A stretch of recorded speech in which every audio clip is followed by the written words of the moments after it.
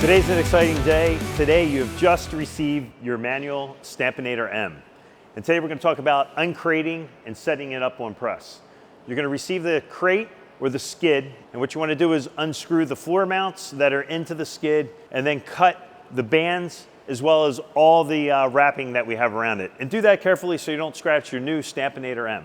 So we have our Stampinator M off the skid ready for install. Today, we're working on installing the Stampinator M on a Riley Hopkins 350. So let's get started. The Stampinator M comes with the Stampinator manual. If you take the time to go through it, it gives you all the instructions for wiring as well as setting the Stampinator in place. The Stampinator M works on all presses. So today, for installing the Stampinator, you're gonna need a level, a 1/2-inch wrench, as well as an air line. The Stampinator M comes with a foot pedal installed as well. So when placing your Stampinator M, you just want to make sure that the edge is even on both sides. You're going to have a little bit of overhang. If you're using a 16 by 16 or a 16 by 18 pallet, that's perfectly fine. So now that we have our Stampinator M over our pallet, let's talk about some of the key points referring to the manual. So if you have any questions on service or installation, we're all on the same page. With Stampinator M, we have our air valve, we have our gauge, we have our controller, we have our raising knob. Our raising knob is right here in the center. This is going to allow you to adjust the height of the Stampinator, whether you're going to bring it up or bring it down. And then we have our locking levers, which are here. So once we adjust the height, we're going to lock each lever to ensure that the stamp is nice and secure. Then we have our heating element, and we have our shirt slider, which is here up front. And it's the same thing as well. We have locking levers to lock the slider in place, and we'll talk about the adjustment on that. So now that we have the Stampinator M in place, let's talk about the adjustments and getting this set up to do a test print or a test transfer. So what we want to do is we want to come down under the press and take the shirt slider, and we're going to adjust this. We want to bring it underneath the press arm, and we want to leave between 1/8 or 1/4 of an inch. So next thing we want to do is snug up the locking levers. And we want to continue around with each pallet arm to ensure the levelness of the press.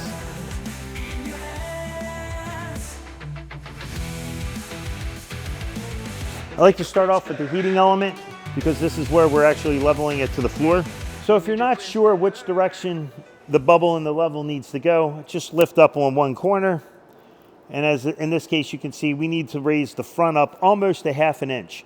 So we're going to adjust the front legs. You can do that by lifting up and unscrewing, or you can adjust it if you can't lift it with the 1/2-inch wrench.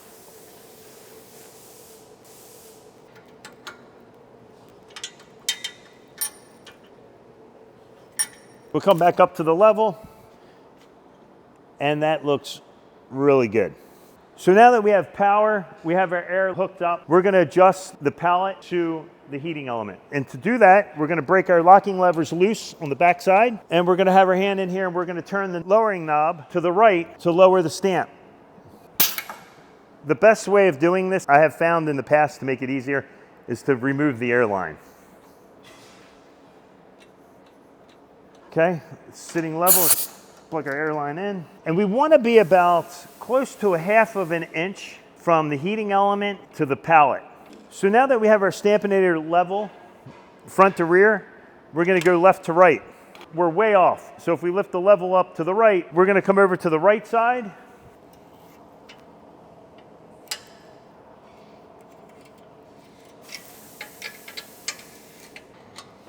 So as you can see, we're almost at the position of the bubble being in the center. So now that we have the Stampinator leveled on all 4 points of the pedestals, everything's adjusted. We're just going to wiggle it. It's nice and sturdy.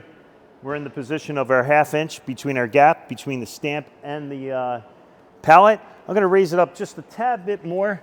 And one thing what I like to do is when we're raising the stamp, is we have a lot of pressure of it with it hanging over. So the best thing is to put your hand here on the front, grab the knob and pull the stamp back towards you, and just turn the knob to the left. That raises it, to the right lowers it, and it just makes it easier to bring it back up.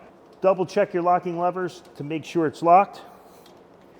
This is important. You want to make sure that this head is not sliding or moving at all while in the stamping process. So now that we have the Stampinator leveled, the airline hooked up, the foot pedal laid out, as well as the adjustment for the levelness on the pallet, let's come over and turn on the Stampinator. The stamp's already preset at 330 degrees. Now that we have the airline hooked up, it's important to remove all the air out of the stamp. So we're going to come over to the gauge, we're going to pop up the gauge, and we're going to turn that to the left. And we're going to bring all the air out. Push down on the cap to lock it in place, turn it to the right, and we're at our 40 PSI. What we want to do is we want to set the time for our foot pedal. So right now we're at 13 seconds. So we're going to go down to the down arrow and we're going to bring it down for 5 seconds. So now that we have everything in place, our temperature, our stamp time, as well as the levelness of the stamp M, let's hit the foot pedal and see what action we have. So now that we have the Stampinator going into our first test and we're looking at compression, we want to have between a 1/16 and an 1/8 of an inch gap in here. Right now we're at 40 PSI, so we're going to increase this to about 60. The pressure on the Stampinator M versus your traditional heat presses, it's going to be a little bit higher in pressure versus your traditional heat presses. Now we're going to increase the air a little bit. We have exactly where we need to be, about a 1/16 to an 1/8 of an inch in between each of the shoulder bolts. We're going to push down on the air gauge and lock that in place. Let's talk about setting up for DTF transfers. When you purchase a Stampinator, you can do the full package where you get your top cover pallets, or you can go to Stampinator.com and order these separately. The first thing we want to do is place our cover pallet over top of our existing short pallet. Tap it down, that locks it in place.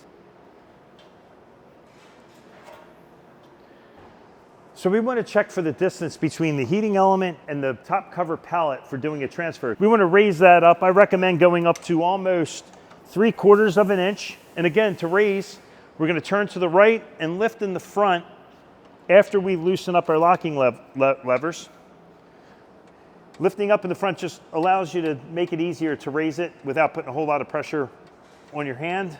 Now that we have our top cover pallet and the Stampinator set in the perfect or desired height for doing a transfer, let's go ahead and do our first test transfer to make sure everything worked out.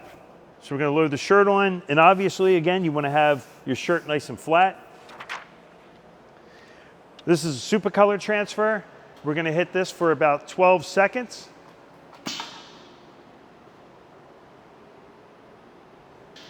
And the super color transfer is a hot peel, and you want to peel it real fast down and towards the ground. That looks fantastic. So now that we have our stamp leveled for doing a DTF transfer, our first test transfer, everything's perfect.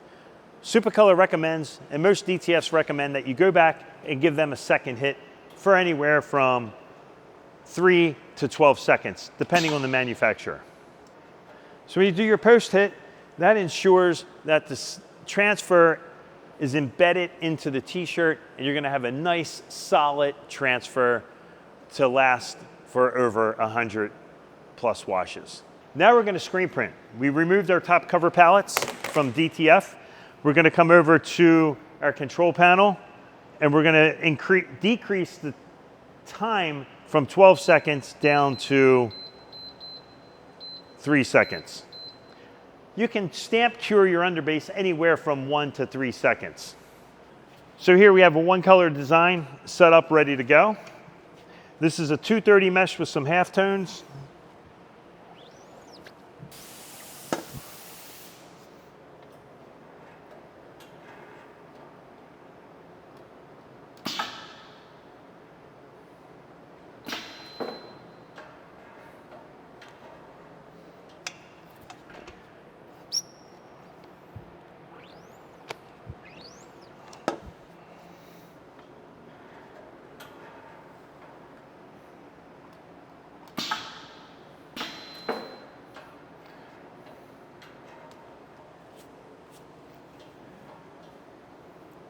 There's our print. This is dry to the touch for 3 seconds. If you want to go for a full cure on your press, you can increase your temperature up to 7 seconds, stamp your print for 7 seconds, and that will give you a full final cure. So let's go ahead and cure this print.